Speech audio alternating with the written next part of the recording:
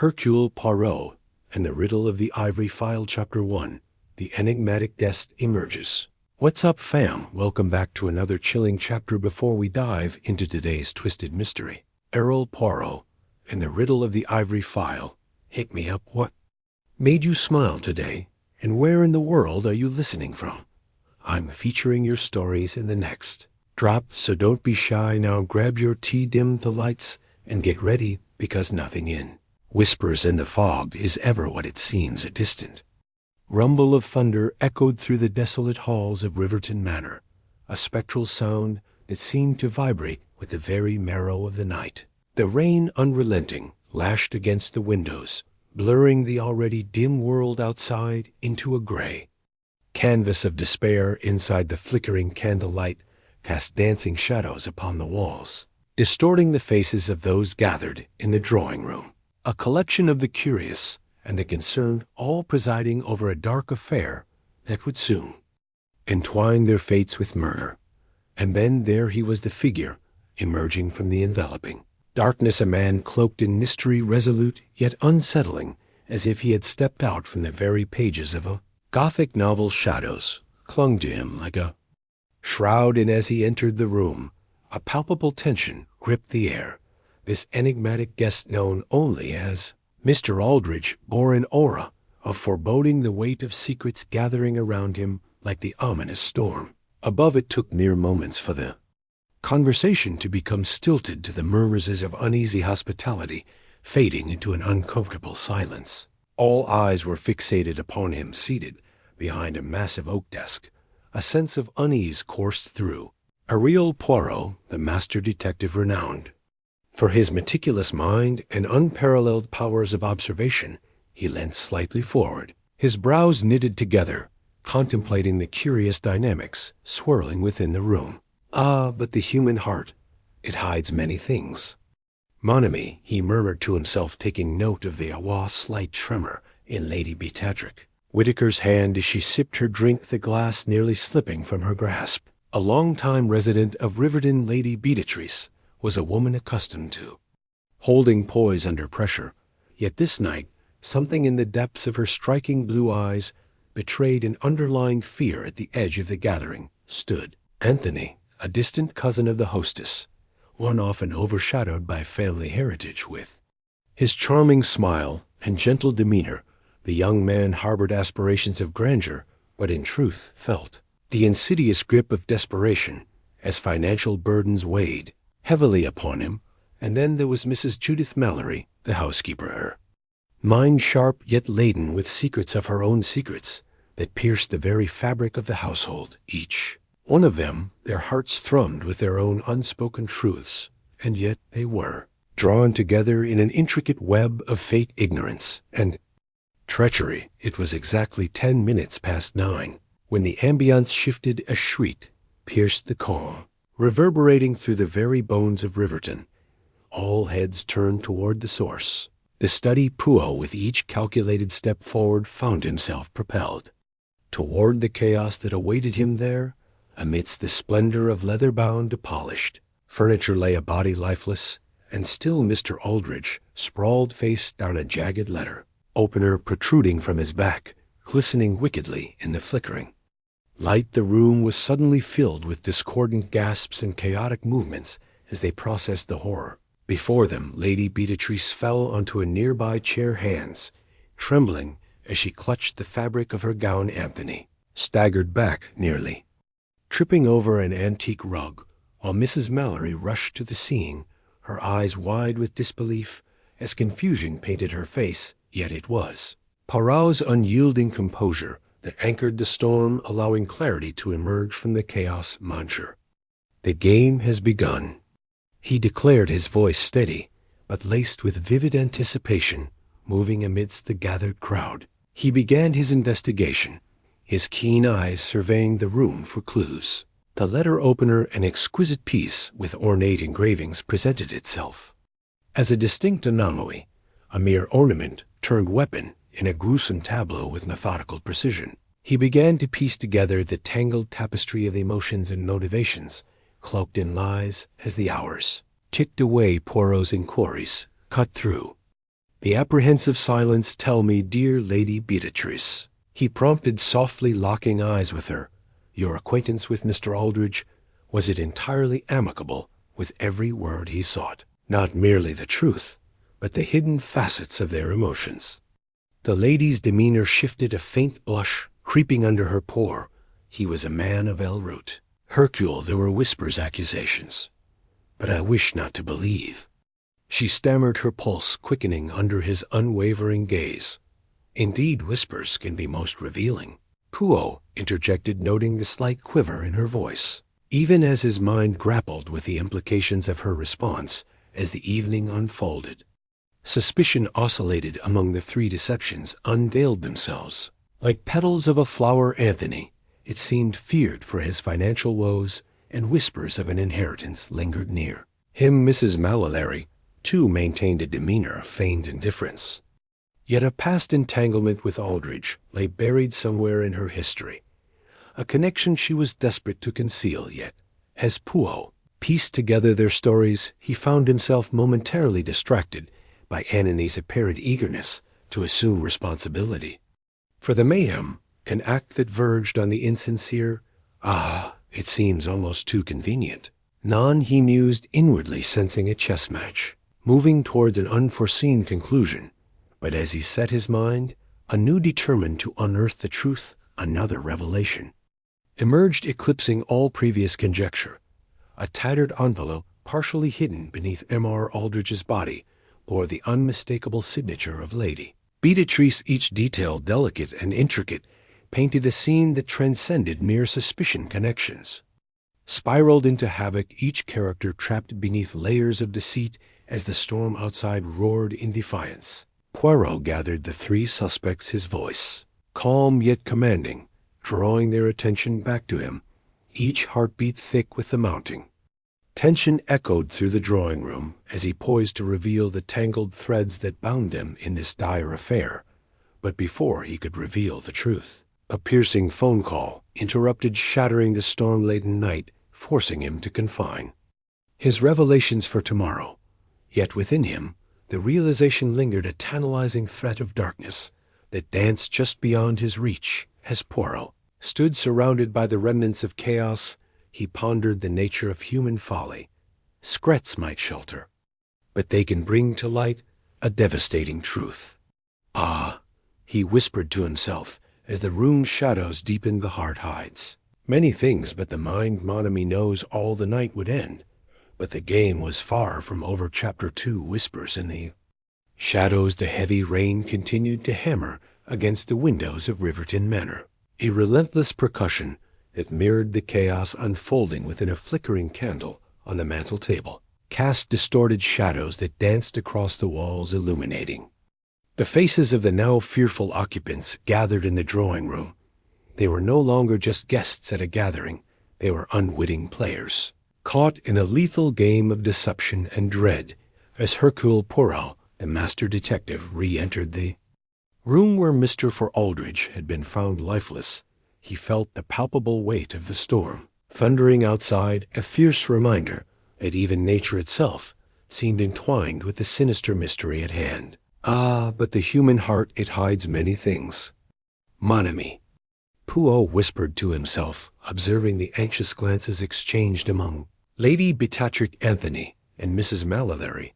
Each of them bore a unique burden, a shroud of secrets waiting to be unveiled. Lady Beatrice, whose calm facade now crumbled under the pressure, clutched her shawl as if it could ward off her fears. Anthony's charming smile had faded, replaced by a glassy stare that flickered with hidden desperation. Mrs. Mallory stood in the corner, a towering figure of denial, yet her clenched fist betrayed a storm of emotion, barely contained within. The tension in the room was thick like the fog swirling outside, and Poirot felt his pulse quicken with a mixture of intrigue and anticipation. The pieces of the puzzle are scattered, but how fascinating, he thought, letting his gaze wander over the array of latent tensions. What secrets lay behind their polished exteriors? He had observed enough during the initial chaos to understand that there was more than one mere coincidence at play. The first act of his investigation began as Poirot commanded their attention with a sweeping gesture. Dear friends, we must delve deeper into our entangled lives, for truth lies not only in the great tragedies, but also in the small unspoken moments. He began, his voice a husky murmur, as he probed into their psyches. I must ask each of you to recount your movements just before the grim event. As they spoke, Poirot honed in on the subtleties, the way Lady Beatrix's voice wavered, how Antony's gaze flitted nervously to the door with every rumble of thunder, and Mrs. Mallory's seemingly practiced calm, which only masked the turmoil beneath. What secrets did they hold with careful precision? He guided their narratives, weaving between their overlapping stories, fishing for inconsistencies. Tell me, Lady Beatrice, he inquired, fixing her with a piercing gaze, you have known Mr. Aldrich for some time, surely.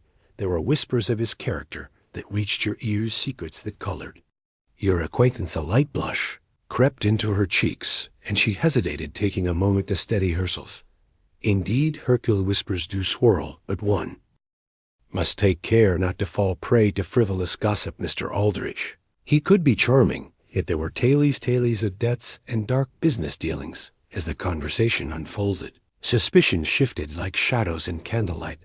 Poirot introduced subtle inquiries to dissect their statements. He offered Anthony an inquisitive stare, detecting the fleeting flicker of guilt. When questioned about his finances, how the young man acted for the inheritance that might be his, it is curious, is it not, how relatives can sometimes become entangled in such dark affairs? Poirot noted to himself, was it not your recent loss that drove you to consider resorting to extreme measures? Poirot pressed, watching as the color drained from Antony's face, a deft maneuver.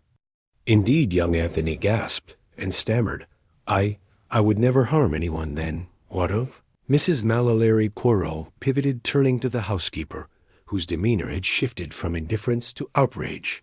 You must understand, Mrs. Mallory, your insights are entirely crucial. I have no involvement in such affairs. I kept to my duties, she retorted, though the steel in her voice carried the weight of unspoken thoughts. Poirot noticed a faint tremor in her hands, barely perceptible, yet significant. As the investigation progressed, Poirot's acute perception brought forth other elements that cast additional shadows upon the characters. He uncovered the crumpled bill hidden within Antony's coat pocket, a debt demanding immediate repayment. Such desperation could whisper treachery in the right ear. Meanwhile, a series of intercepted letters between Lady Beatrix and Mr. Aldrich hinted at a relationship far more complex than mere acquaintance. Vivid truths lingering just beyond reach. Just as he anticipated, an intricate web of deceit began to clarify, a veritable kaleidoscope of motives each character hid beneath their seemingly benign exteriors. Yet as Poirot prepared to lay bare the initial conclusions of his inquiries, an unexpected twist materialized before his eyes. In the quiet commotion of the group, a sudden knock on the door drew everyone's attention. The air shifted a moment, thick with uncertainty, and Poirot commanded silence. The door cracked open, revealing a frail gentleman who introduced himself as Inspector Campbell, a colleague of Poirot. I bear urgent news, he declared, a distressed frown creasing his brow. The newcomer's arrival briefly diverted the focus, allowing Poirot to inwardly curse the interruption, as Inspector Campbell divulged details of Mr. Aldrich's nefarious dealings and connections to organized crime. Poirot's thoughts raced just ahead. Another layer unspooled, and he realized he might have overlooked an essential thread. But the heart can be so dangerously fickle, he murmured to himself, piecing together the fragmented shadows of treachery. At that moment, a discarded matchbox caught his eye, positioned artfully atop the mantel it belonged to Anthony, but its presence was unmistakably linked to Lady Beatrice, who was now glancing at it as if it were a serpent lurking in plain sight to uncover the essence beneath their layers. Poirot expertly orchestrated a final confrontation. Summon your spirits, my dear friends, he declared, the air heavy with anticipation, for I have pieced together the truth of that terrible night With a few deftly chosen words, he illuminated the intricate connections. Lady Beatrice, knowing of Mr. Aldrich's past, and fearing he might reveal her own secrets, concocted a scheme to silence him. Gasps enveloped the room, but Poirot was unfazed. Yet intertwined in your fear was the desperate hope of Anthony to claim the inheritance after Aldrich's demise, an inheritance you, the housekeeper, felt entitled to for services rendered. Both women's eyes widened, and at that moment Poirot pulled out the matchbox, revealing the hidden aspect of their motives. The matchbox connected to both of you. An argument erupted during that stormy night, and in a fit of rage, a letter opener became a tool of betrayal. But there was another dark player lurking. He paused for effect, the shadows stretching menacingly around him. Mr. Campbell, it was you who orchestrated this turmoil, aware of the cracks in the foundation. The inspector's shocked face transformed into a mask of calculated apathy as the room gasped. A new betrayal unveiled among them. The final piece fell together as Poirot concluded with a cold steel resolve, unveiling the tapestry of lies, each character entangled, and yet revealed in the end. It is not merely the act of murder that entwines you all, but the darkness of desires in your hearts, he pronounced ominously, his voice echoing through the chamber as thunder. Build unrelentingly. Outside, the weight of his revelations lay thick in the air, silencing the storm for just a moment. As for Mr. Aldrich, all his shadows were brought to light, yet it seems the greatest darkness lay not in him, but in those who had wished him gone. Poirot's final statement echoed lingeringly into eternity, fracturing the quietude of the stormy night, leaving behind the whispers of irrevocable chaos. Chapter 3. The Vanishing Artifact. A chilling scream pierced the utter silence of Riverton Manor, echoing through the dim corridors like an ominous warning. In the flickering candlelight, shadows danced across the walls, twisting into grotesque figures that foreshadowed the horrors to come. Hercule Poirot stood at the threshold of the gallery, his sharp instincts tingling in response to the palpable terror that gripped the very air. The priceless artifact that had adorned the manor's hall was now missing, and one of the guests was left trembling by the display case. "Mange!" exclaimed Lady Beatrice, her hands clutching the delicate lace of her shawl. "It cannot be." Before Poirot could respond, Anani's voice quivered in the dimness. "It's just not possible. It was here mere moments ago. I swear." His panic-stricken eyes flitted back to the empty pedestal, where the luminous emerald, a family heirloom, and a jewel steeped in sordid history, had once gleamed, a fiery green heart amidst the otherwise muted tones of the room.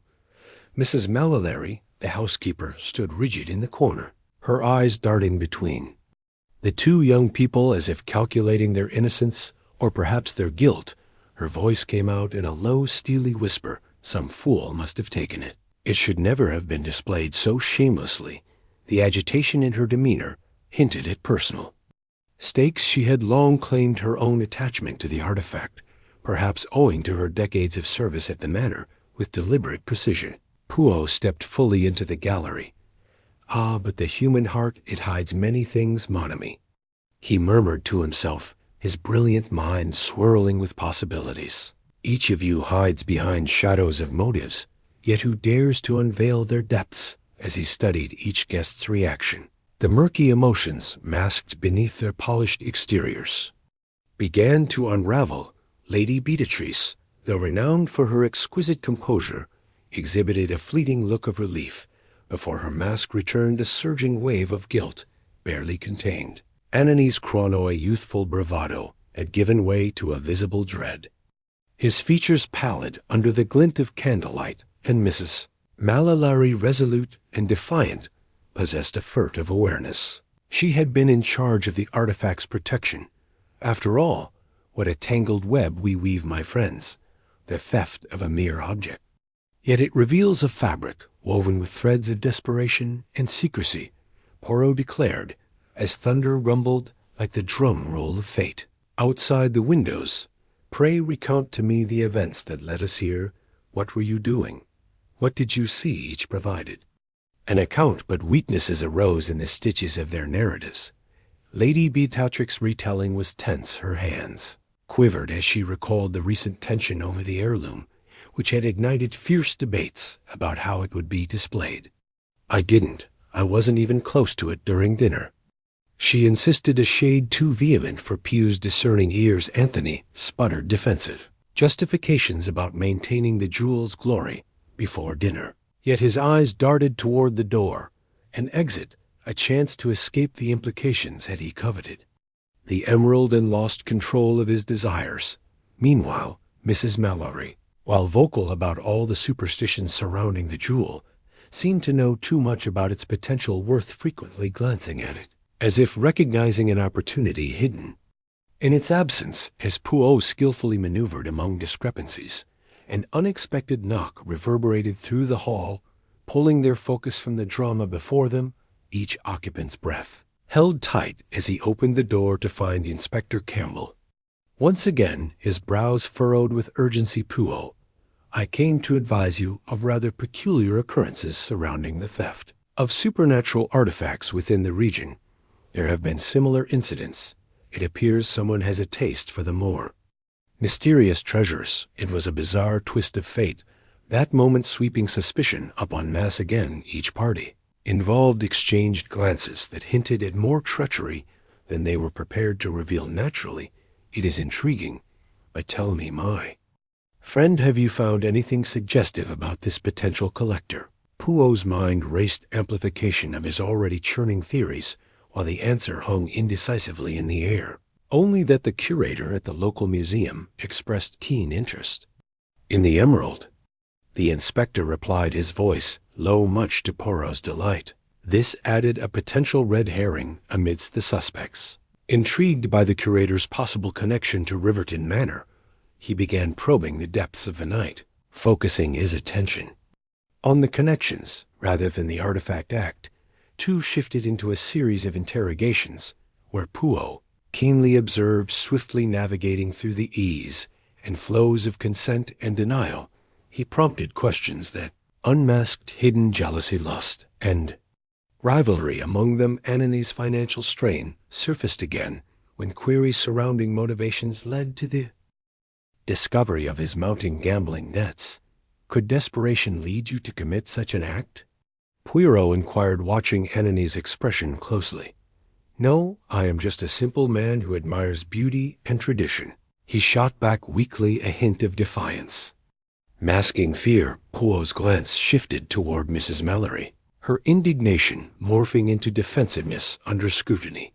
"And yourself, dear lady?" he asked softly. "You have been here longer than any of us, perhaps overshadowed by such treasures. Would you not wish for a reward for your years of loyalty?" Her faltering glance briefly connected with Lady Beatrice, and Poirot keenly noted the tremor each felt, an emotional storm within the gallery rife with resentment and veiled contempt. A sketchy theory began forming, but Poirot was missing the linchpin, a hidden truth, or a truth that might just reveal the ultimate betrayal. Woven intricately among them, the museum curator re-entered his thoughts persistently, almost hauntingly, as he realized he had overlooked finer nuances of Mrs. Mallory's long-standing relations. An opportunity, or a ghost of desire? Poirot whispered to himself. He contemplated how perhaps Mrs. Mallory had fueled jealousy toward Lady Beatrice. It was she who possessed all, and each monument of wealth might cast shadows upon those relegated to the sidelines. The investigation took a turn as Lady Beatrice began distancing herself from Anthony, worrying aloud how she could not trust anyone, especially those who had once seemed loyal. There seemed to be a past intertwined with all those present, a prior meeting of desires and ambitions that festered beneath their polite facades. To give Anthony her trust felt perilous, while Mrs. Mallory's long-held judgments cast her in an undesirable light of bitterness, with tensions rising and a storm brewing. Outside, the threads connecting them all began collapsing upon themselves. Poirot decided it was time to reveal the tangled knots of suspicion. Inviting them all into the drawing room, he set the stage for the truth to unravel. "Beloved friends, allow to unveil a tapestry woven with the strands of human folly. We have a thief among us, not merely for an artifact of value, but for far grander motivations beyond that simple emerald, he declared, watching their reactions closely. It was then that Poirot unveiled the curator's involvement, revealing he had a former partnership with Lady Beatrice in a Shido W connection, buried under pretenses created to shield her from ruin. The letter Simon sent in desperation to you, conveyed through Mrs. of Malalary's hands, lay hidden beneath the very mantle we are gathered around. Twisted in dark desires, gasps erupted from their lips. Confusion reigned for a moment, until Poirot's eyes captured the truth in a flicker of recognition.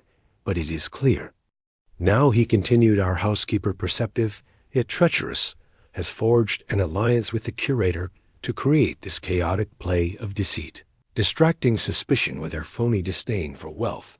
At that instant, the tension shifted as Mrs. Mallory's wrath spilled forth her denial, now replaced with an unforeseen eruption of anger. You know not of my sacrifices. This was my only hope, yet it was. Lady Beatrice, who remained stunningly composed, one cannot betray with such consciousness without bearing the weight of their own reflection. Mrs. Mallory, she retorted, coldly, triumph flickering in her eyes. Poirot turned toward the door, where the curator lingered in shadows, overhearing the tempestuous revelations, as if drawn to the very center of the storm. Poirot stated earnestly, your heart has hidden so much beneath layers, and yet it was not a singular treasure. You sought but rather the path to reclaim what you believed lost with the truth. Now laid bare, the power struggle collapsed. Among the players, the ultimate betrayal emerged a tender alliance forged between the seemingly innocent curator and Mrs. Mallory, a bond tied by shared desperation for the allure of the emerald, veiling resentment and longings amidst the dark chaos as the scene illuminated the tangled web of motivations that had ensnared them in malice. Poirot's voice delivered a final piece for emphasis, lingering heavily in the air, a somber reminder of the consequence of their desires. Thus we find that the heart may yearn for what it cannot possess, but alas, it is the mind that unravels our very selves in the echo of his words. Even the relentless storm dared to pause, as though paying tribute to the revelations that lingered among them. Darkness enveloped Riverton Manor, but Poirot left behind more than mere echoes. He left a haunting, whispering reminder of that which was revealed, and the truths yet hidden in the shadows. Chapter 4. A Clue in the Dark.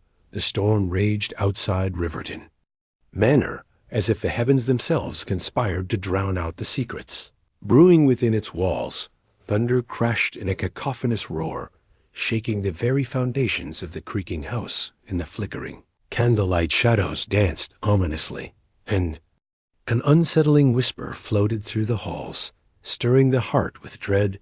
A fleeting scream, muffled by the thunder's rumble, echoed from the library, a chilling harbinger of the chaos that unfurled within. Hercule Poirot stood at the center of the room, the tip of one meticulously gloved finger pressed against his chin in contemplation. The emerald's theft had cast a pall over Riverton Manor, yet now a far graver matter had taken root. The lifeless body of Anthony, the young heir, lay sprawled across the floor, his expression forever frozen in a mask of terror. In the glow of the candles, the sheen of his brilliant suit became a stark contrast to the pallor of his skin, and for a fleeting moment Poirot felt the weight of tragedy sink into his chest. Ah, but the human heart, it hides many things, mon ami, he murmured to yarn himself. His sharp mind already weaving through the strands of despair. Before him stood Lady Beatrice, whom the storm outside had brought to a trembling standstill. Her elegance was marred by fear, tears glistening in her eyes as she clutched her shawl tightly around her. This cannot be, she gasped, her voice a hushed whisper, laden with disbelief. He was just here. I saw him not moments ago. Poirot noted the tremor in her hands, an actress caught in the web of her own narrative, struggling to maintain composure in the face of overwhelming horror. Beside her was Mrs. Mallory, the housekeeper, a woman of resilient gait and shrewd eyes. She surveyed the scene with an unsettling calm, her voice low and deliberate. This was bound to happen. Miss Poirot, they all said it with the artifact the arguments. It brought out the worst in us. A hint of bitterness laced her words, suggesting her long-held grievances against the occupants of the manor, perhaps, nourished by years of servitude under their privileged roofs. The air thickened with tension as Poirot's mind raced through the possibilities each character before him wore the mask of tragedy, yet beneath the surface lay unspoken motives, and hidden truths particularly. Anthony had not only been burdened by the emerald's theft, but also by the storms brewing in his own life, mounting debts and jealousy toward Lady Beatrice, who had gazed with longing at the very treasure that now lay shrouded in mystery. Poirot's unyielding gaze fell on the youth's cruel fate, riddled with threads of desperate ambition and unfulfilled desires.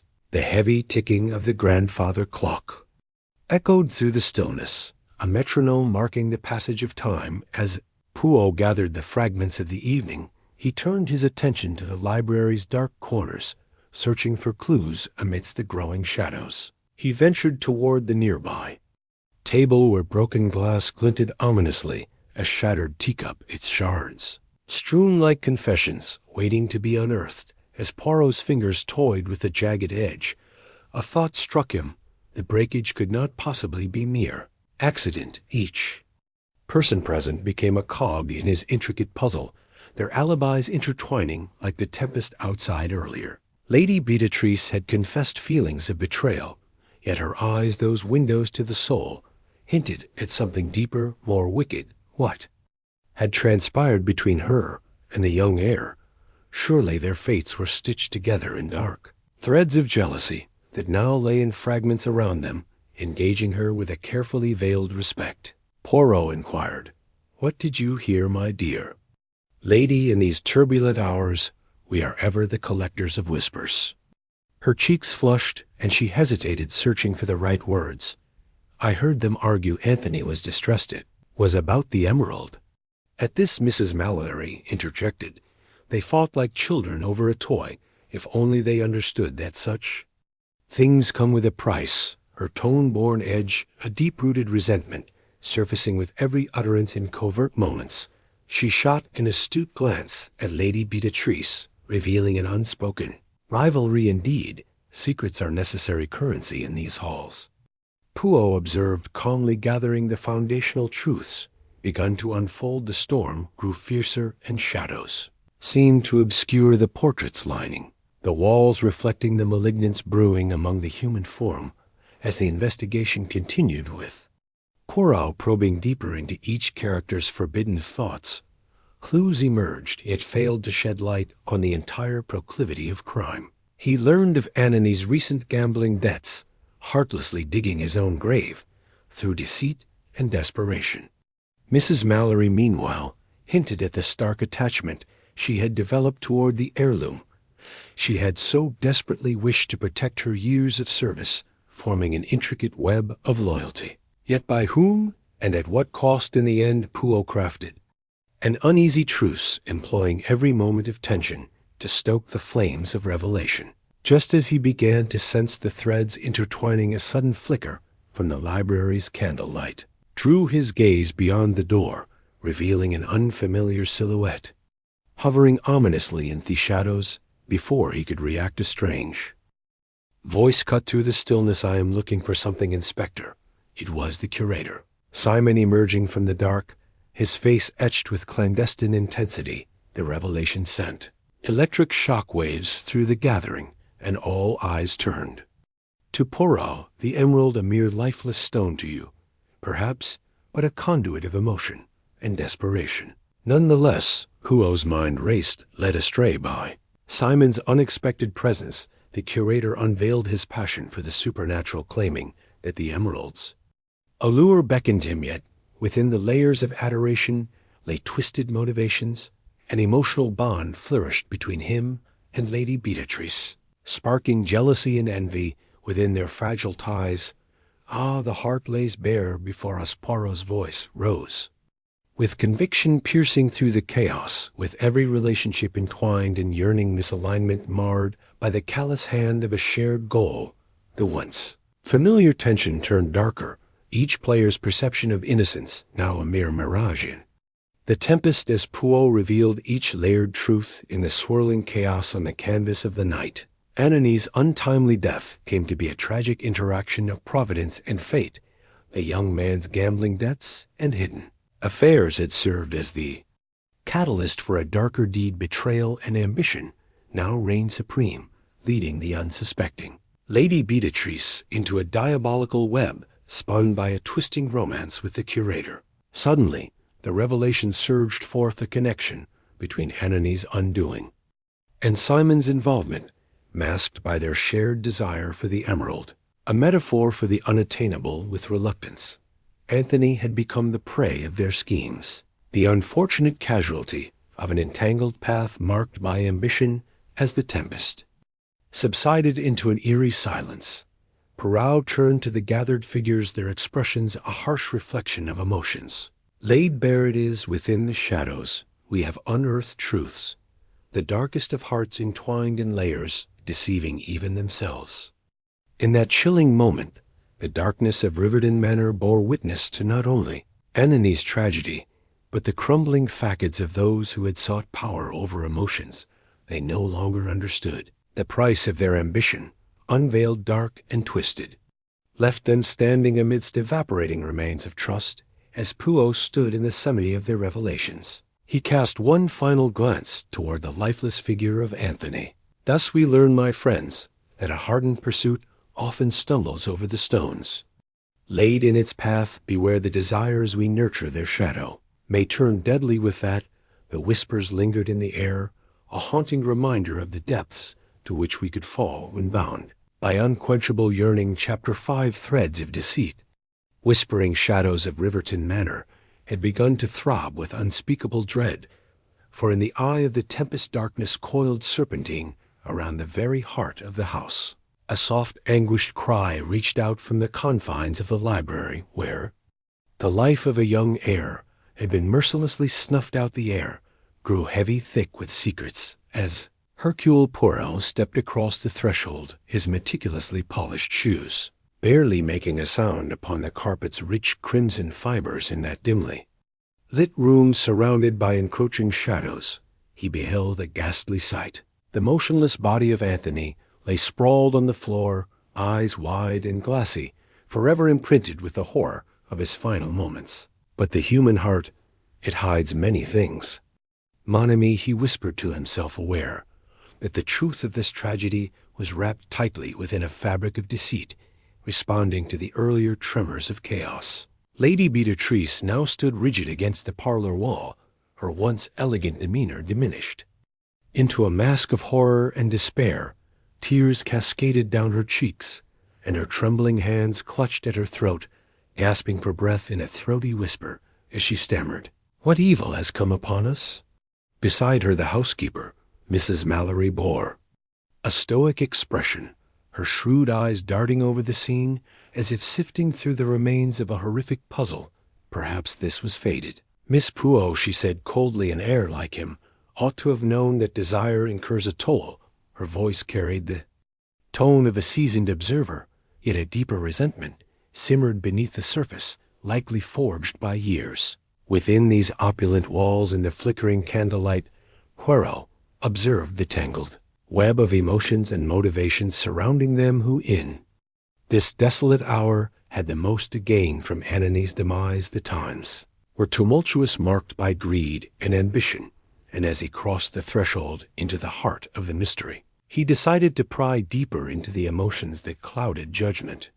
Lifting his brow, he fixated on Lady Beatrice, her delicate frame quaking with suppressed grief, and he approached her, distilling the chaos into a singular question. "What did you hear in those fateful moments before the storm erupted?" I heard them argue," she exclaimed, eyes widening with the weight of her confession. It was not but moments before she trailed off, a shudder coursing through her as she clung to her shawl, like a life-preserver. Poirot saw the flicker of guilt in her expression. A tiny betrayal of her own desires. Did she not harbor her own aspirations related to the emerald, a coveted jewel that whispered promises of grandeur? From the corner of the room emerged Simon. The curator, his face pale and sharp of visage marred by obsession. "I came to borrow a book," he offered, though his voice betrayed an inaudible tension, the implication clear as he avoided their gazes. The curator's own backstory. Woe a bitter thread.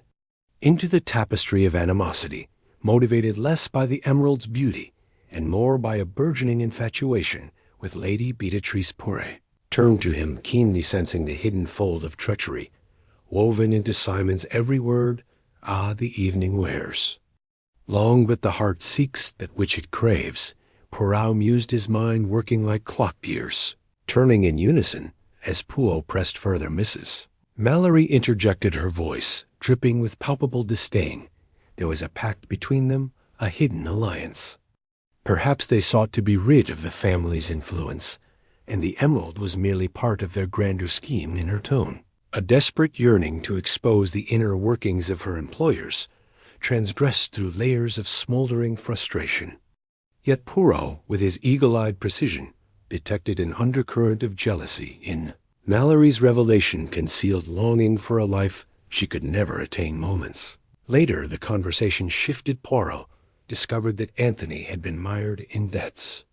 That pockmarked his reputation, a fact that painted him as a puppet dancing at top strings of desperation. His name had become entangled in scandal, and behind Simon's fervent pursuit laid the weakness of a heart fractured by envy. As Poirot peeled the layers like parchment, revealing burnt edges, new threads emerged, each intertwining with the last.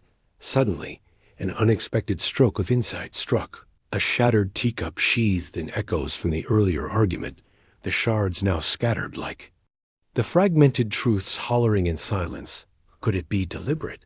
Had the delicate cup broken during a fit of rage, or was it a chilling token, emblematic of the discord that had consumed them? Poirot sensed a corroding connection entwined within its jagged edges. Through his questioning, Poirot uncovered whispers of clandestine exchanges, hidden glances that hinted at alliances and betrayals intertwined. Amongst the group, each character wore a mask concealing the tumult that swirled within. Their alibis crumbled under scrutiny, each fragment revealing darker currents beneath their composed surfaces, just as Poirot felt he had deciphered the code wrapped within this exquisite irony of desire and remorse. He stumbled upon a red herring of unintended consequence. Lady Beatrice had left a note discovered abandoned in the folds of her gown that intimated thoughts of jealousy towards Anthony. "I could not stand to see him with another," it read, letters quivering with fervent declarations. Poirot's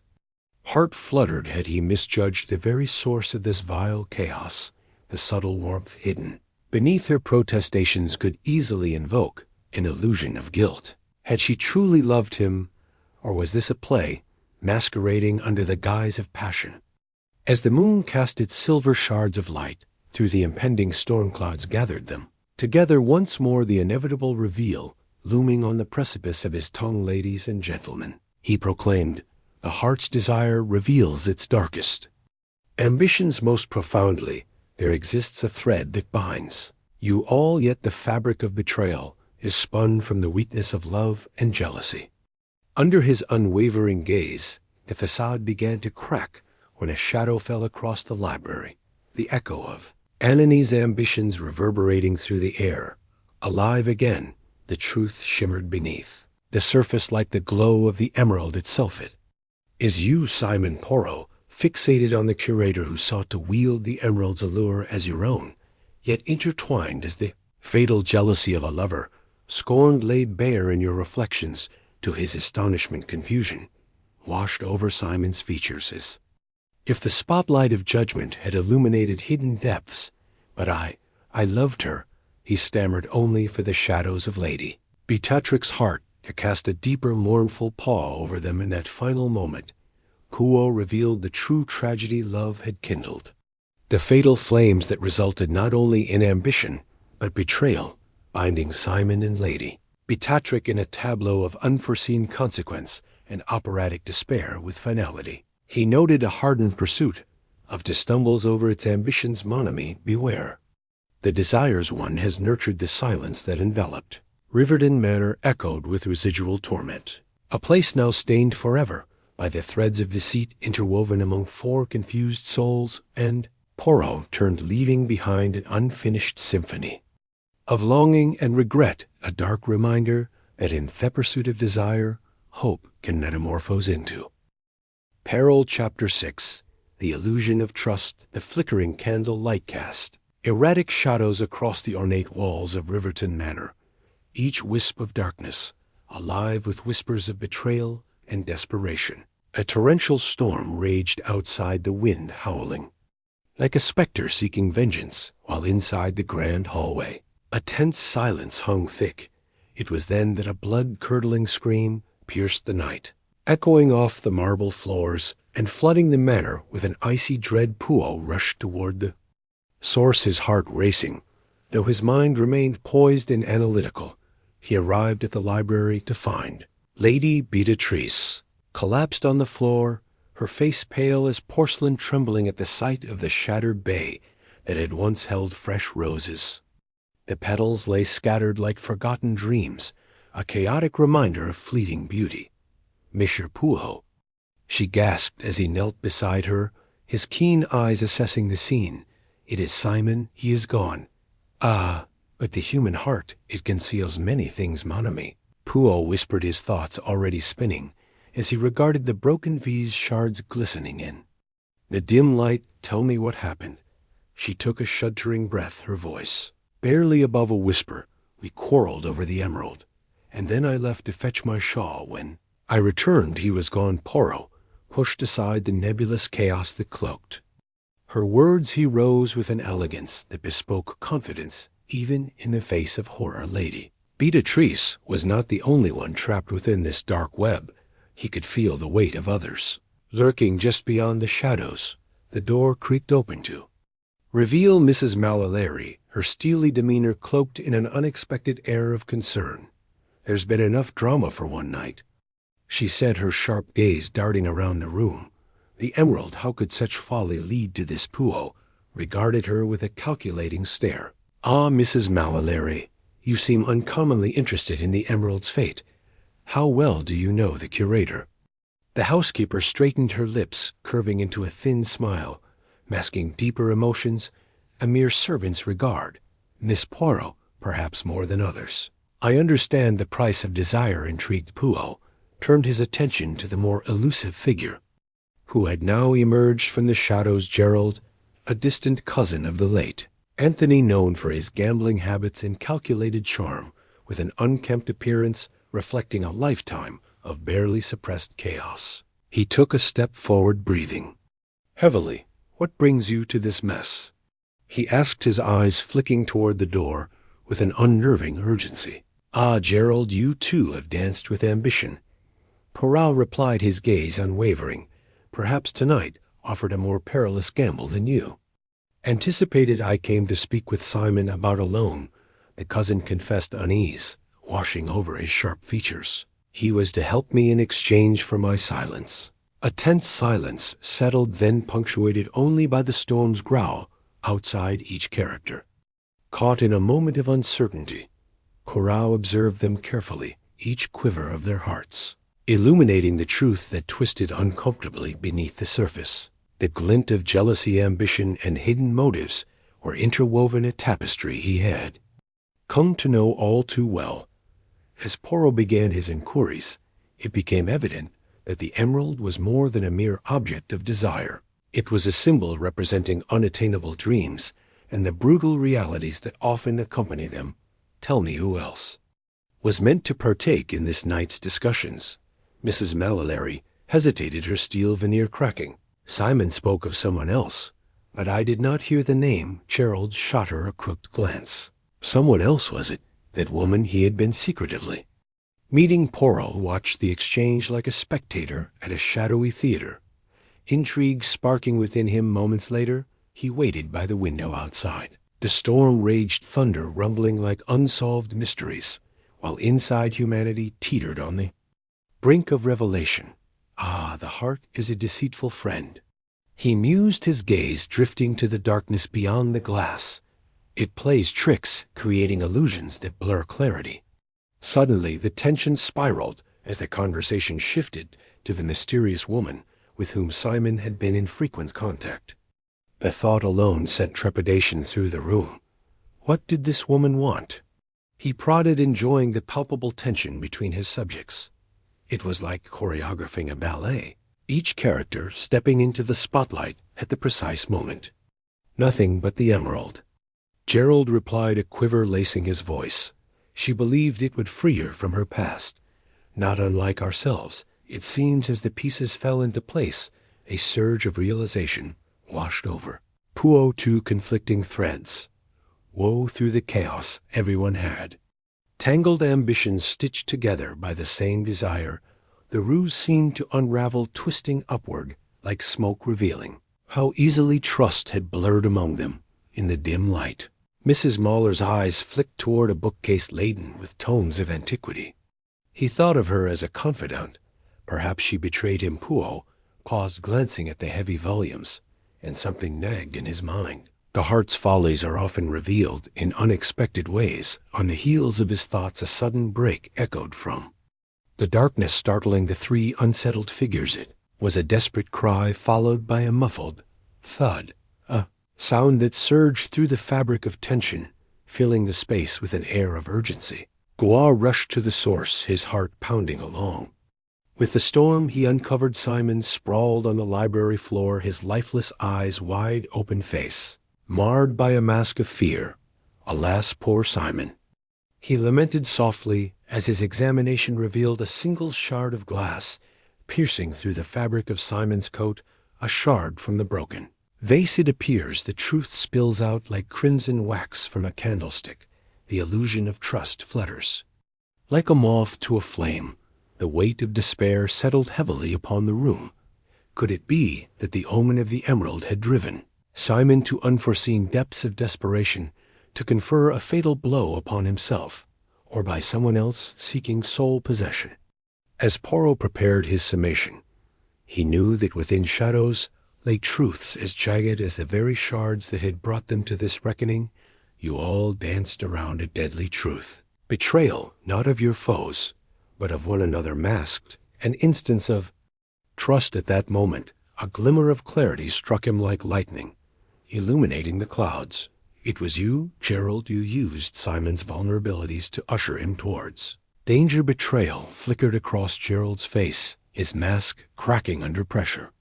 As truth poured like rain through the cracks of the facade, I merely sought my freedom. He stammered, desperation spilling forth like dark ink in the end. Poirot gently drew the pieces tightly together. Trust had been an illusion, a ceaseless tide that had crashed upon the lives of these individuals, forever altering their paths. Beware.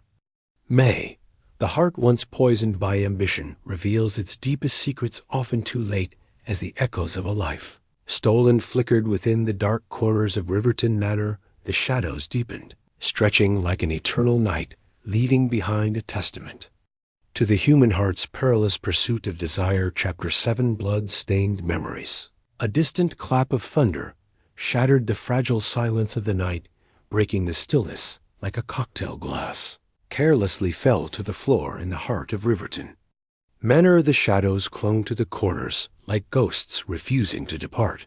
Poirot, struck by the scene unfolded before him, felt the weight of dread course through the very fabric of the air. As he stepped into the dimly lit corridor, it was as if the house itself mourned the atmosphere wryer of betrayal, and lingered with the unshakable stench of fresh blood. The storm outside mirrored the tempest brewing within the walls as anguished cries echoed through the chambers, a cry for the truth yet to be unveiled. Mon ami, he mused, stepping into the gallery, fingers brushing against the ornate banister.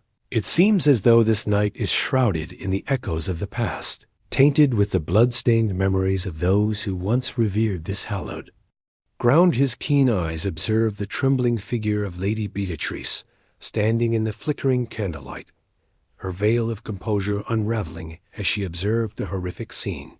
A canvas cast in tragic strokes of crimson. Simon. She gasped, tears reflecting the flicker of light as they trembled upon her cheeks. He is dead. With the air thickening around them, Poirot knelt beside the lifeless body now lying unnaturally upon the polished floor, the essence of life brutally.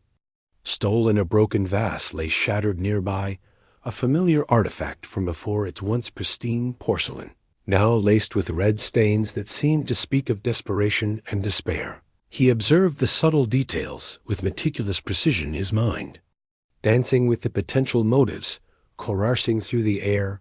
Ah, but the heart, it conceals many ambitions, does it not? He whispered to himself, frowning slightly, as he contemplated the still form before him pulling himself upright. Poirot turned his penetrating gaze toward the small gathering encircling the room like hesitant moths, drawn to an unwelcome flame. Each displayed an emotional tapestry that seemed to tell tales of their own threads, woven with envy, regret, and dread there lingered. Lady Beatrice, her affection for Simon transformed into a cocktail of sorrow and disbelief. Mrs. Mallory, the housekeeper, were a stony exterior that hinted at fragilities, buried deeper than the surface allowed, and finally Gerald, the distant cousin of Anthony, loomed as a shadow in the corner, his features betraying hints of torment and uneasiness. Who could commit such an atrocity? Lady Beatrice struggled to ask, her trembling hands clutching the tattered shawl around her shoulders. It struck Poirot as ironic. The very garment meant for comfort now draped her in existential agony. The emerald.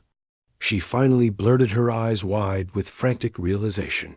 It must have incited a darker ambition, perhaps a desire to free oneself from their own turbulent past. My dear, Poirot replied with a calm determination, letting the reigning silence banter with his words. What of you, Mrs. Mallory? Your loyalty lies here. Do you cherish Simon's demise? Her expression remained unreadable, yet the subtle tightening of her jaw spoke volumes. We are all pawns in the realm of love, Miss Poirot. Are we not? She replied evenly, yet the sharpness in her tone suggested hidden stakes. But loyalty and desire rarely walk hand in hand. The heart is swayed by the silken thread of ambition. Neither I nor anyone else carries his blood upon their hands. Gerald's movements were furtive, betraying an urgency that felt more pallid than foolish. He glanced nervously toward the door, as if contemplating a hasty escape. What more to say? He began, his voice quavering inelegantly. Everything has a price, after all. I came seeking assistance from Simon, not to end his life. The jagged syllables hung heavy in the air, more an entreaty to pour out than an assertion of innocence. Ah, but your need appears to stem deeper than a mere financial dalliance.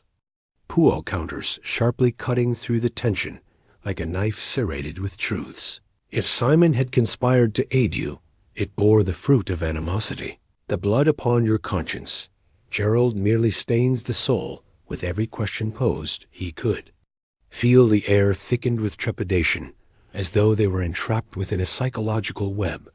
Each character cloaked themselves with ambiguity, revealing just enough to entice suspicion. And what of the mysterious woman Simon was rumored to be meeting? Poirot inquired, his tone measured, contemplating the elusive queen of their shadowed chessboard. Perhaps she meant to eliminate her connection. Gerald stammered, the flawed reasoning echoed in his voice. Everyone has secrets, perhaps. Even love could foster a betrayal. Jealousy, after all, makes kin of envy and death. As Poirot retraced the intricate steps that led them all to this moment, he climbed the staircase, flowing with frustration and confusion, his thoughts fixing upon Gerald's insisted resentment. He spent hours conducting his investigation, piecing together the layers of gossip that draped upon each of his suspects like a fine fabric, hiding illusions beneath each weave. The thunder rumbled, and it felt as though the whole world was echoing the underlying chaos inherent within them. Yet each fragment of truth seemed too jagged and wild, scarcely a path toward a resolution. Then, amidst the unruly storm, a tantalizing thread emerged, a glimpse of a red herring that Poirot had momentarily overlooked. Lady Beatrix's breath caught as she half turned away, revealing her private turmoil. Perhaps it wasn't just Simon's death that haunted her, but a betrayal stemming from unresolved affection with an elegance gained from the depths of observation. Poirot pieced together an image that conjured memories stained with both vibrant shades of emotion and a bitter edge of despair. Underneath the turbulent tempest, they all held pieces of a shattered heart, eager for the truth. Eventually, as the storm abated and dawn began to pierce through the gloom, Poirot summoned his suspects to reveal the tangled web of culpability. It was you, Gerald, who believed you could wrest control of your desires. From Simon, you fanned the flames of ambition, leading him and others towards tragedy. Yet in that revelation where Gerald's facade fell, it birthed another betrayal that struck deeper. I wished to show Simon the light he had malformed, but I did not wish him harm, he protested, desperation spilling forth, now drowning in the glare of Poirot's unwavering insight. Ah, Gerald, the heart is a capricious entity. Is it not? Poirot mused. The shadows of your deepest regrets cannot shield you from the tempest of misguided love. Simon, in his final moments, sought to unveil the glimmers of passion that had long been buried, but those glimmers became daggers of the heart, leading to the irrevocable stain upon these memories. With the final pieces falling together, Poirot stood amidst the ruin and the revelations of blood-stained memories. Beware, Messamie, the labyrinth of love holds peril at every turn. Each betrayal and manifestation of desire untamed. The weight of his words lingered echoing within the hollow expanse of Riverton Manor, granting the ghosts of those who remained stained with the lessons of the heart's dark allegiance. Chapter 8. The game of subterfuge. The storm raged outside Riverton Manor, each flash of lightning illuminating the turmoil of secrets thrumming within its walls as the wind howled its mournful wail. A chilling scream echoed through the corridors, breaking the uneasy silence and shaking the very foundation of the manor. Poirot stood at the threshold of Lady Beatrix's lavish sitting-room. His heart pounding. A soul had departed, but was it by the hand of another, or a tragedy born of despair? The tempest of emotions that brewed behind the elegantly draped curtains hung heavy in the air, saturated with tension and raw grief. Barely able to articulate her horror, Lady Beatrix stood at the center of the room, her face pale and stained with tears. It's Gerald, she gasped, her voice trembling, as she pointed toward the corner where a figure shuffled with erratic movements. Maybe a victim of shock or guilt. He's gone mad. I heard him in here just moments before. He couldn't have. Poirot's keen eyes flitted over the scene, absorbing the details with practiced precision. The flickering candle light danced grotesquely across the ornate wallpaper, casting long shadows that twisted and turned as though alive fragments of a shattered porcelain vase lay scattered on the floor, glimmering like ghostly stars amongst the darkness. Monsieur Gerald, Poirot began with a calm that belied the chaos surrounding him. Can you account for your presence here? Gerald's demeanor oscillated between confusion and defiance as he stammered, I came seeking solace. Simon had promised to assist me, but instead I found. His voice paused, horror bleeding into his words. It was as if he was playing some game, taunting me. Ah, but the human heart. Poirot mused, his mind unraveling the intertwining threads of motives. It hides many things, mon ami. Fear, certainly, but also desperation that can lead a man to commit the unspeakable. Gerald's eyes darted toward the doorway, his body rigid as if ready to bolt. Was he a man indeed haunted by utter panic, or was there a more devious truth lurking beneath his facade across the room? Mrs. Mallory stood, her expression inscrutable, yet a tempest brewed behind her impassive mask, lost in a game of chance. We all are, Miss Poirot. Simon turned his back on me, thinking I would be complacent. Now the remorse is thick enough to suffocate. Her sharp gaze met Poirot's, and there was a flicker of something resentment, perhaps. But murder, she replied coolly, no, that is something I could never condone. Yet something in her tone felt gratingly false, a frayed thread that hinted at deeper ambitions weaved within her stoic exterior. The line of inquiry deepened as Poirot turned his attention to the elegant figure of Lady Beatrice, who had retreated to the window, her trembling form just visible in the shadows. You were close to Simon, were you not? He inquired gently, although he noticed the way her eyes darted away when he pressed the matter, the bond. You shared, could it have incited jealousy or vengeance? At this she spun around, eyes ablaze jealousy. I was his confidant, his secrets were troves. I vowed to protect with newfound fervor. She continued, it must have been that mysterious woman. He was meeting, she sought something from Simon, perhaps, even to ensnare him in an insidious web from which he could not escape. Her breath hitched with the weight of truth, yet Poirot caught the flicker of self-interest. Dancing behind her sorrow, what benefited her, the most Simon's safety or the involvement of a rival? The evening unfolded into a chaotic waltz of accusations and confessions, ill-defined truths, weaving a thick cloak of suspicion over each character, who milled about in debilitating anxiety as Poirot began his meticulous examination. He sought clues amidst the discord of their words, sharp fragments of murmurs, suggested collusion and animosity while buried beneath layers of grief was an overarching motif of deception. Amidst the questioning, a sudden realization dawned upon Poirot like a stroke of lightning, illuminating hidden paths. He recalled Lady Beatrix. Prior mention of a strange figure seen lurking near the library. It wire of desperation, an outsider with ulterior motives. Tell me, have any of you observed anything amiss before this dreadful event unfolded? He asked, gauging their reactions. Gerald, growing more agitated, exploded forth, we should be cautious, Poirot. This house breeds shadows, and I fear we are not alone. All the while we are mere players' footnotes in someone else's sordid tale. The storm outside intensified, mimicking the chaos unfolding within. While Poirot dissected their words, the motives laid bare before him.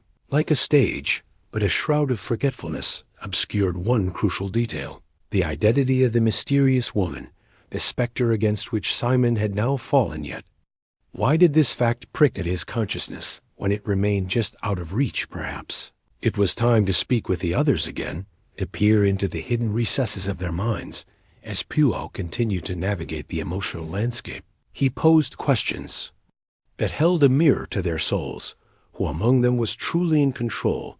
Who had orchestrated this deadly game? Piece by piece, the Poirot revelations fell apart as connivance seeped through the cracks. Voices trembled with accusation, revealing the conflicting scars borne by jealousy and ambition. And then, in a moment of insurmountable darkness, Poirot reached the core of the labyrinth. As the clock ticked ever closer to midnight, he gathered the fractured puzzle before him, the web of lies, woven so adeptly that even he had overlooked an essential thread. It is you, Lady Beatrice, he stated, a calm certainty settling into his voice in your desperation to forge a partnership. You conjured a specter who fan forth mistrust between men who held aspirations beyond your reach. The silence that followed was deafening, the room's tension tightening like a noose every eye fell upon. Lady Beatrix, realization dawning amid the pieces crashing into alignment. What, how could you? She gasped, color draining from her face as the gravity of Poirot's deduction sank in. With a steely gaze he elucidated the final strands at the attempted manipulation that had twisted words and influenced desperate hearts. All the while a dark undercurrent of revenge was revealed, with Lady Beatrice caught in her web of ambition, having inadvertently led Simon to his demise. Her hidden ambitions had sparked a game she could not control. Ah, Mamie. Poirot sighed softly. It is the heart that plays us all for fools with the true player. As often hidden beneath a veil of dismay, the chilling truth laid bare. The shadows crept closer, enveloping Riverdin Manor in an air of mournful silence, while Poirot's words echoed a somber truth, a reminder that beneath the surface of every game lies a shadow, and in that shadow betrayal brews until it is too late to summon forgiveness. Chapter 9. The accuser's betrayal. The heavy downpour lashed against the grim windows of Riverdin Manor, creating a symphony of anguish that mingled grotesquely with the echoes of whispered secrets within.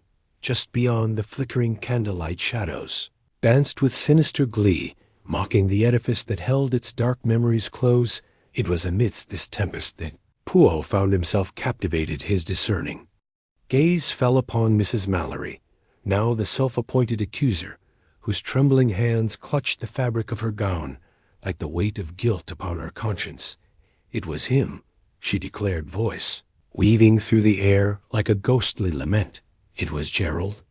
Who had the most to gain from Simon's demise? Poirot, perched gracefully against the ornate fireplace, observed the unfolding spectacle with acute scrutiny. Ah, but the human heart, it hides many things, mon ami. The fervent outburst of accusation felt like a chilling wind gusting through the assembled company, where each man and woman wore the shroud of suspicion like a second skin. Gerald, eyes wild, shot back with indignation. Lies you dare to point fingers, while you yourself were envious of Simon's fortune? His voice trembled, revealing an undercurrent of panic.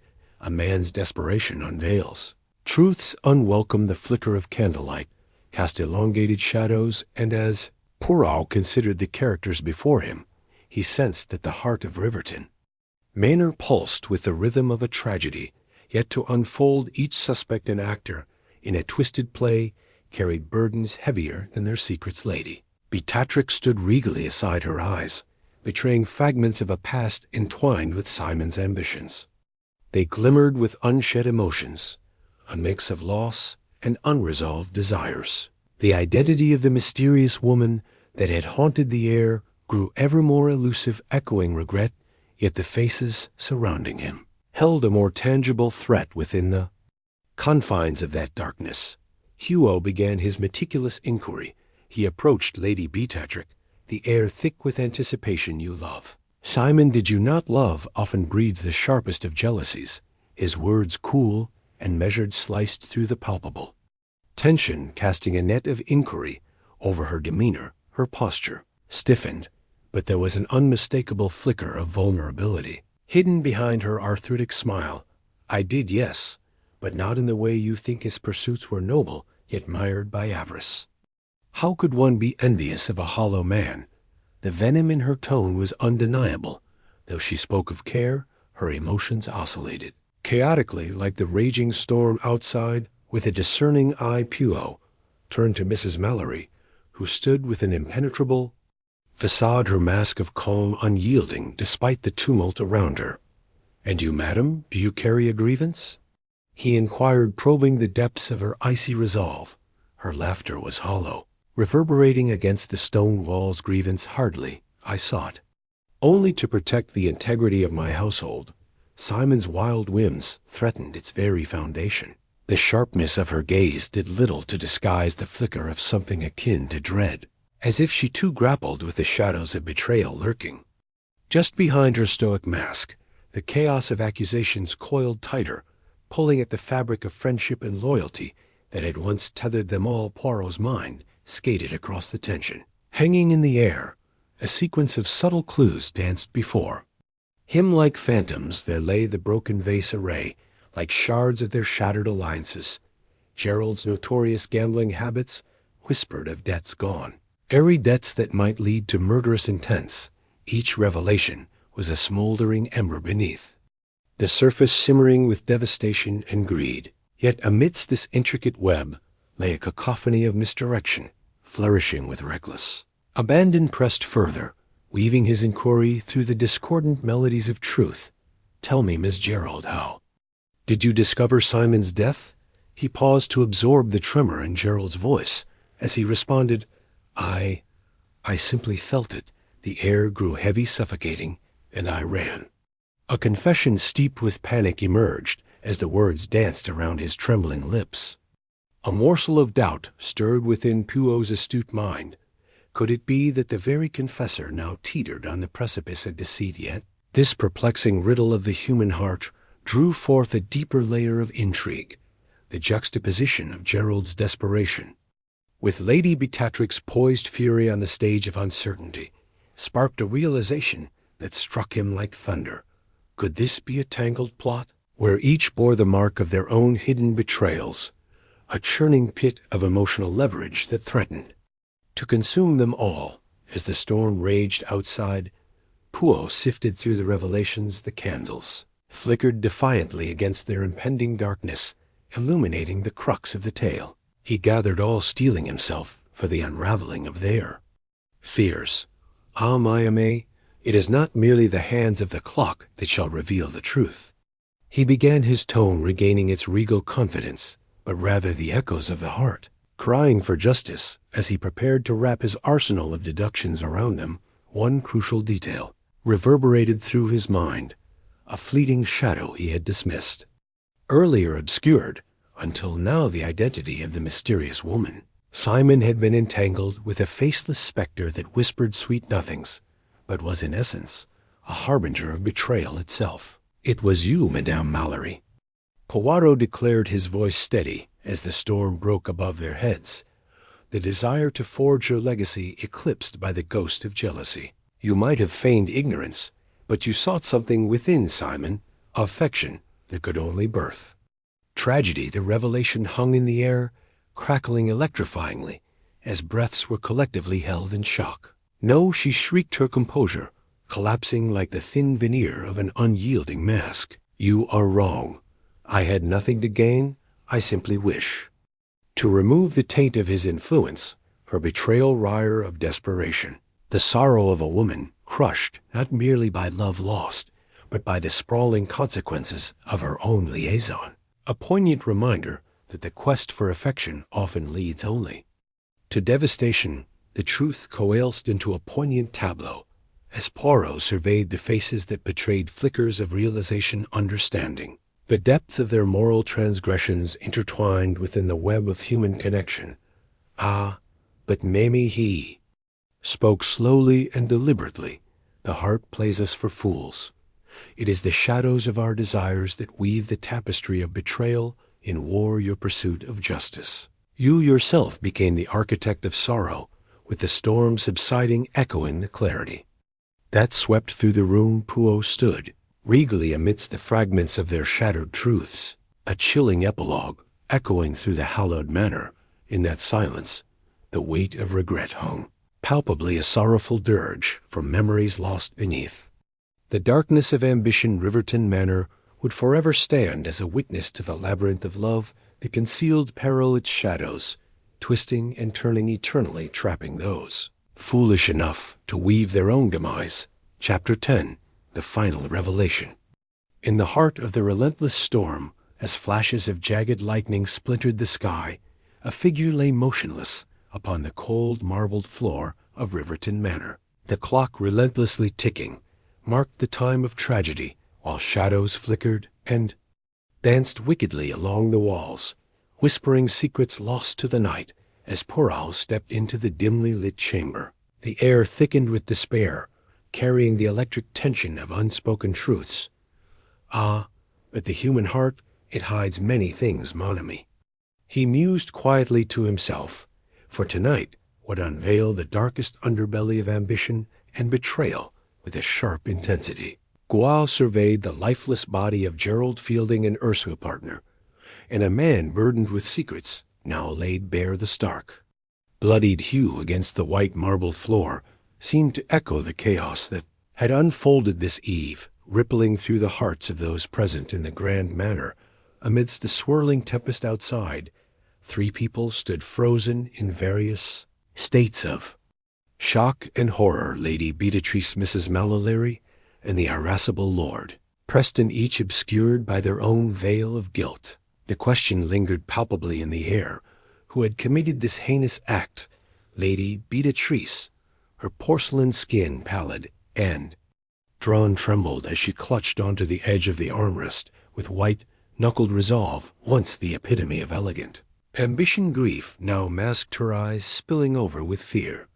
I saw no one," she gasped, though her words dripped with fraught uncertainty. She had loved Simon, and yet did her heart harbor a festering jealousy for Gerald's sudden, untimely ascent? Could have orchestrated such chaos? Each of them possessed motivations cloaked in desperation, yet the answer remained maddeningly opaque. And then, amidst the swirling accusations, Poirot's mind seized upon an undeniable truth: the ink-stained letter clutched in Gerald's cold hand, Ah, Mayo announced, regaining their collective attention. Perhaps this palm of grief shall yield clarity. A correspondence bereft of context can lead us astray. As he slowly uncrumpled the letter, its contents unfurled revelations more troubling than he anticipated. The letter spoke of an affair, a passion ignited between Gerald and someone unknown, an illicit engagement that tethered together their fates. But a twist lay hidden within it, spoke of a pact unwittingly entangled within their desires. A sinister plan set in motion days before the fatal night. Who then was the true architect of this betrayal? Poirot mused, his eyes darting between the trio. The winds outside roared in approval of the revelation, yet he could feel their tempers rising as suspicion began to swirl like fog in the dim candlelight. He hesitated at last. It was the name Leo that pierced the tension, a silhouette in the shadows of Gerald's ambition, an artist who had fostered bonds with them all. But he was absent, murmured Lady Beatrice. He vanished days ago. How could he have spurred this chaos? Ah, madame, but shadows hold truths that hearts dare not reveal, Poirot posited. Leo shared a bond spun from both resentment and affection towards those entangled in his web. The implications of such a relationship began burning in the hearts of the gathered, flashing glimpses of their clandestine minglings with the absent. Artist betrayal crescendoing into sorrow, but Mrs. Mallory interjected confusion, mingling with horror. What of intentions if he orchestrated this? Was it not an act of vengeance upon Gerald that sought to conceal truth? Poirot paused, stepping back, letting the remaining silence ripple through their minds until he unveiled the final twist, a revelation laced with bitter irony. This entire charade, it stems not simply from ambition, but from a heartbreak, an artist deeply wounded by love, he declared. The realization striking hard in his absence. He became a puppet master, ensnaring your fates, and Gerald, his fall was a mere consequence of your games, a tragic poetic justice born from the unrepressed desires, spinning out of control. Silence uttered its eulogy as the storm outside began to abate, unwinding the tightly coiled feelings housed within Riverton Manor. Poirot took slow steps toward the door, his heart heavy with the intricate tapestry of pain and twisted ambition unveiled before him. And so, dear friends, he ended with somber elegance, the specter of our desires oft leads us to despair in seeking to carve our paths. We bind ourselves to shackles forged in betrayal, with that final truth echoing in the flickering darkness. He stepped beyond the threshold, leaving Riverton Manor to reckon with the ghost of its own, making an enduring monument to the intertwined fates of ambition and love. Chapter 12. The riddle solved. The echoes of the storm outside Riverton Manor clawed at the windows as if the very spirits of the restless dead were bidding for entrance or seeking retribution. It was on this night, shadowed in the grip of tempestuous winds, that Hercule Poirot found himself in the company of anguish and despair, the remnants of a tragedy faintly humming in the air, like the dying notes of a mournful melody. The candle light flickered, feverishly casting ghostly silhouettes upon the walls, where secrets lay entombed in darkness, waiting to be unearthed within the dim confines of the study where Gerald Fielding had succumbed to fate. 3 figures, huddled, each cloaked in a veil of suspicion that hung as heavily as the scent of damp wood. Lady Beatrix stood poised, yet trembling, her eyes betraying her calculated composure. He was ambitious, she murmured, her voice barely rising above the howling of the wind. Too ambitious for his own good. The tremor in her tone did little to obscure her underlying tension, an unspoken acknowledgment of rivalry. Mrs. Mallory, dressed in contrasting shades of somber elegance, crossed her arms tightly, the very embodiment of restraint, beneath which fervent ambitions seethed. Ambition is a double-edged sword, my dear Beatrice. It elevates some while cutting down others. Gerald fancied himself invincible. He paid the price of arrogance. Her words dripped with the bitterness of familiarity, years spent navigating the treacherous waters of social hierarchy, explicit in her steely gaze. Lord Preston, having taken refuge beside the hearth, repositioned himself under the flickering luminescence. his mind a maelstrom of unease ambition? Perhaps yes. Gerald was no fool. He had dreams that surpassed mere wealth. His aspirations were grand, but they attracted shadows at that moment. His eyes gleamed with something unnameable. Was it regret, or perhaps a flicker of outrage? Ah, but the human heart, it hides many things, mon ami. Poirot mused inwardly as he surveyed these three, for he sensed their layers of deception entangled amidst the swirling winds of hidden motives. With meticulous calm, he stepped further into the room, his keen perception augmenting the imminent storm. So, my friends, we stand upon the precipice of tragedy. Would you care to enlighten me of your most vivid recollections of that fateful evening? As he posed the question, he observed intently every breath, every twitch, every fleeting glance. A game of charades played beneath the veneer of civility. Lady Beatrice hesitated, her hand hovering above the letter clasped in Gerald's ink-stained grasp. He received a letter, did he not? One that consumed him entirely, she whispered, and Poirot noted the flicker of guilt in her eyes. A letter that stirred his ambition. Perhaps Poirot interjected, sensing an opportunity. And you, Lady Beatrix, did you not harbor feelings ignited by envy? Her response was immediate, a defensive flicker, the only emotion I felt was relief. Gerald's ambitions threatened to overshadow mine. And you, Mrs. Malalary, what of your lofty aspirations? Poirot turned his discerning gaze to Mrs. Malalary, her unexpected mockery of ambition, tinged with disquietude. Your ambitions entwined with the very fabric of Riverton. Did you not see Gerald as a rival? Words, merely words, Mr. Poirot, she retorted, her expression a delicate mask. I wished merely to uplift the core of this estate. Gerald's downfall served no purpose for me. Indeed, I encouraged his efforts, even if they pained me. The odd sincerity in her tone framed a narrative too composed for one standing amidst the aftermath of loss, and Poirot's thoughts began probing deeper. Lord Preston shifted restlessly under P.U.'s scrutinizing gaze. And you, my lord? Poirot inquired. Pardon me, yet your visceral disdain for Gerald belies a connection. Was it savvy business sense that saw you apprehensive? A thunderclap shook the very foundations of Riverton Manor, but Poirot remained unmoved. Lord Preston clenched his jaw in lingering surprise. He was a foolish dreamer. I had no hand in his ill-fated ambitions, he countered with increasing fervor. The storm outside intensified, swirling around them, echoing the chaos brewing in the room. Ah, the storm, the tempest grows louder, fabricating ever more uncertainty among the fragile alliances held within this gathering. Poirot inhaled, deeply probing the depths of each soul in attendance. How many shadows loomed behind well-polished facades. As the hours slipped relentlessly onward, Poirot noticed the ink stains on Gerald's crumpled letter, the way they smeared at the edges, as if, too much passion had spilled within those words, a sign of urgent emotion fused with desperation. It was a small clue, yet one that beckoned him forth. You all knew of this letter. What might it reveal? He ventured, holding it gently, a precious object vibrantly alive with guilt and regret. A heavy silence cloaked the room as they shared uncertain glances, accusations brewing like menacing clouds. Lady Beatrice spoke first, her voice trembling with hidden intensity.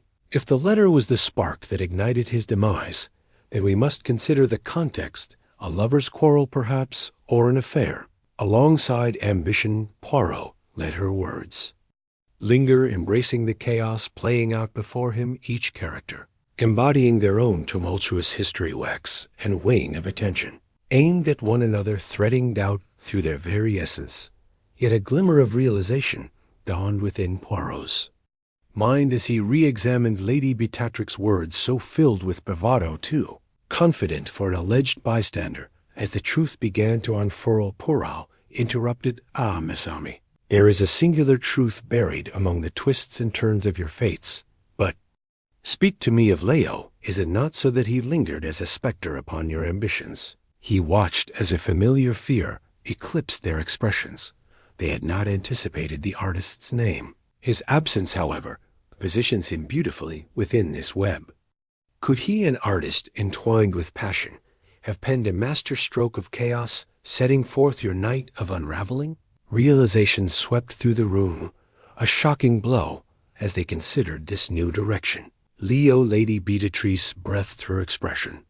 Shifting a chasm of guilt, unfurling beneath her bravado, he sought to possess Gerald's heart, perhaps. He sabotaged Gerald out of jealousy, but was it not to meet Poirot narrowed, his eyes piecing together the labyrinthine connections that had masked a deeper truth?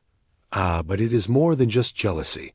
It is a vessel filled with revenge. He turned back toward Gerald's lifeless form, and with a delicate unwrapping of the letter, he found not pleas of passion, but a confession of betrayal claiming both Lady Beatrix as his muse and Mrs. Mallory as a catalyst conspiring in a game of shadows.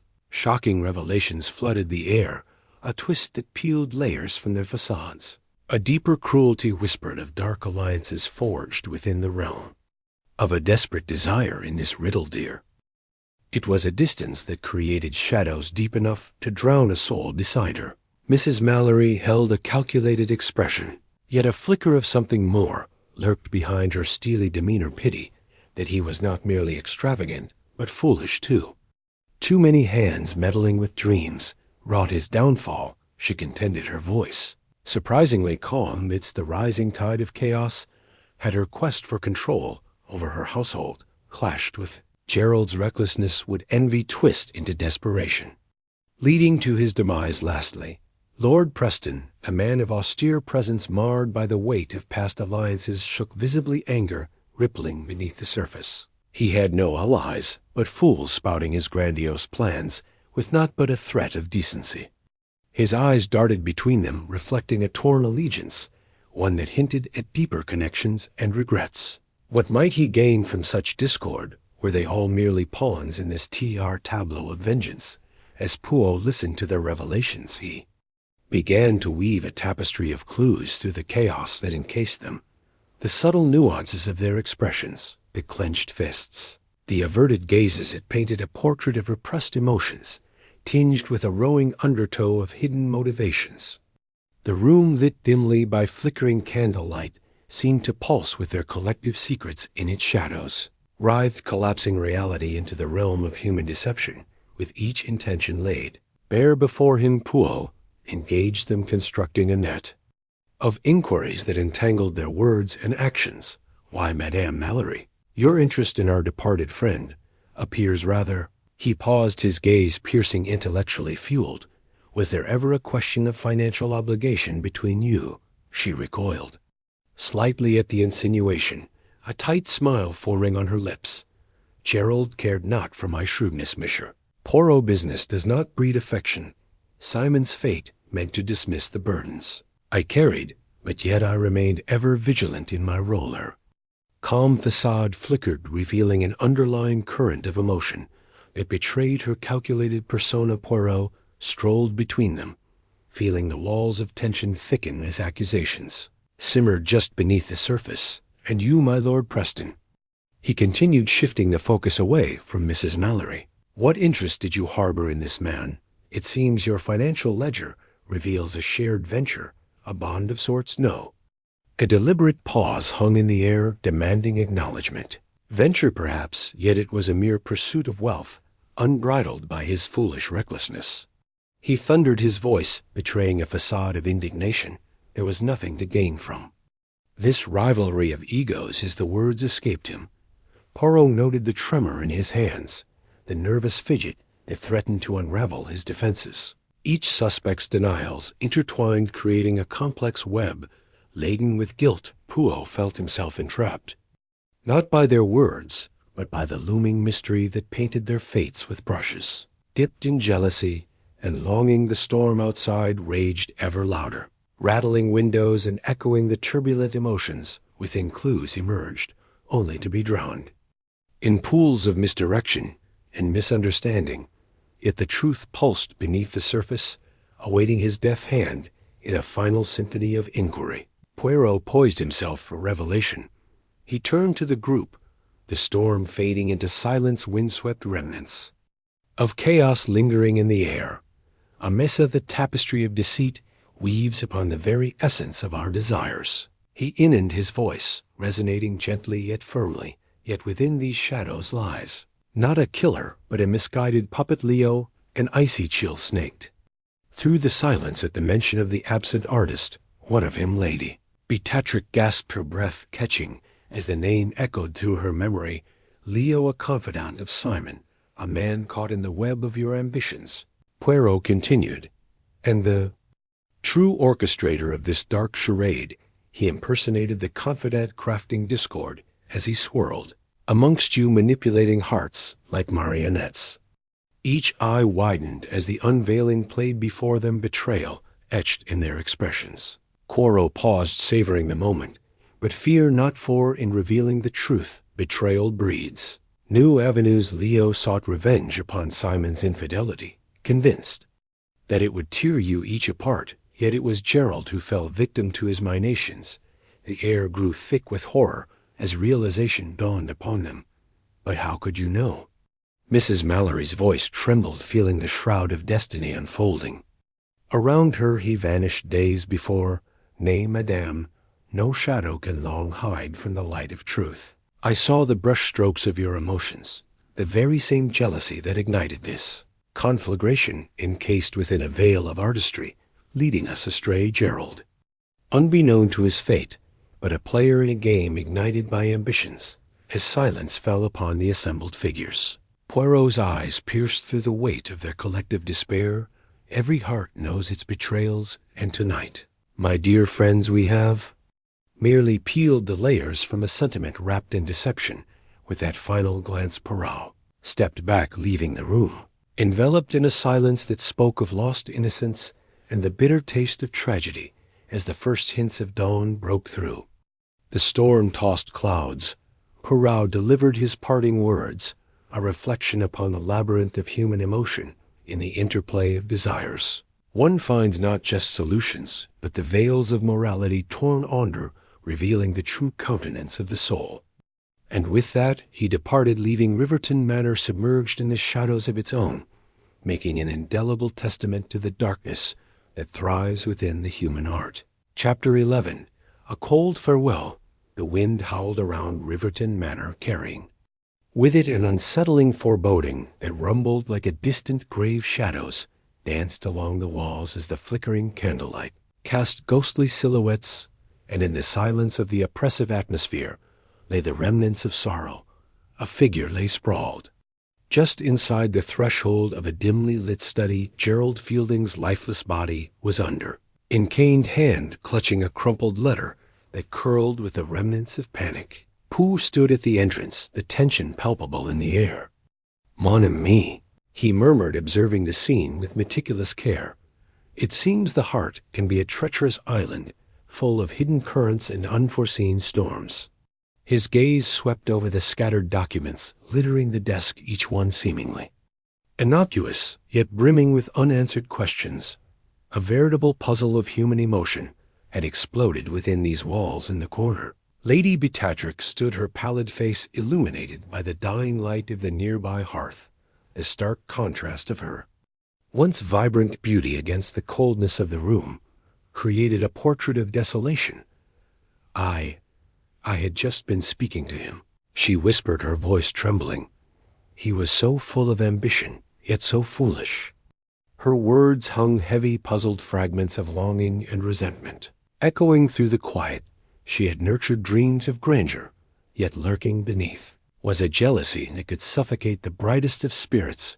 By her side, the calculated visage of Mrs. Mallory mirrored her own turmoil, though her expression was shrouded in steely resolve, in ambition summer swept aside.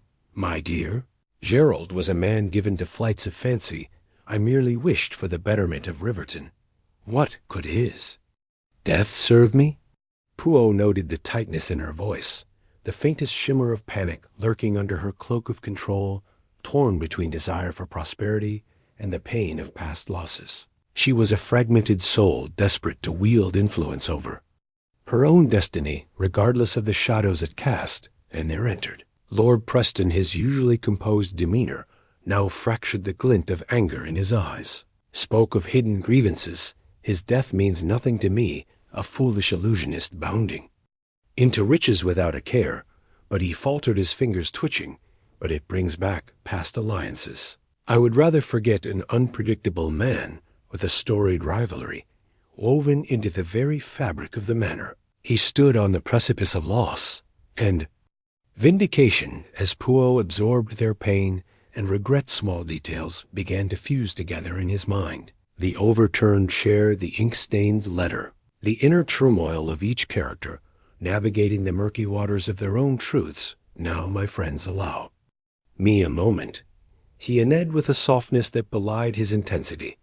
Let us consider the scene. You each claim innocence, yet motes of complication flutter in this thick air.